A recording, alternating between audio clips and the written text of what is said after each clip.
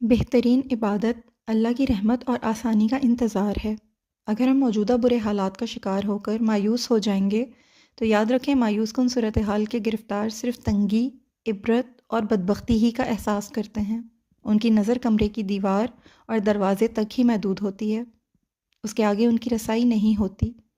کاش وہ پردے کے پیچھے بھی دیکھ سکتے کہ ان کی فکر اور رائے کے پس پردہ امید کا پورا ایک جہان ہوتا ہے۔ جب آپ دیکھیں کہ صحرا دراز سے دراز تر ہوتا جاتا ہے تو جان لیں کہ اس کے بعد سرسبز و شاداب نخلستان ہے۔ رسی لمبی پہ لمبی ہوتی جاتی ہے تو یاد رکھیے کہ جلد ہی وہ ٹوٹ جائے گی۔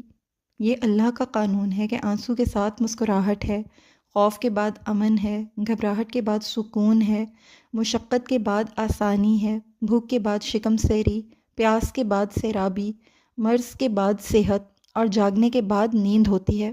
اللہ کے لطف و کرم سے اور مہربانی سے کبھی مایوس نہیں ہونا چاہیے کہ ہمارا رب ہر روز اپنی ایک نئی شان کے ساتھ ہوتا ہے۔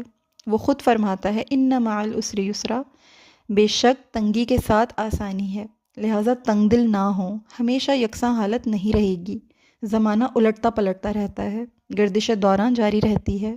غم زدہ کو بشارت دو روشنی کی طرح تیزی سے آنے والی آسانی کی، اور رات کو بشارت دو صبح صادق کی۔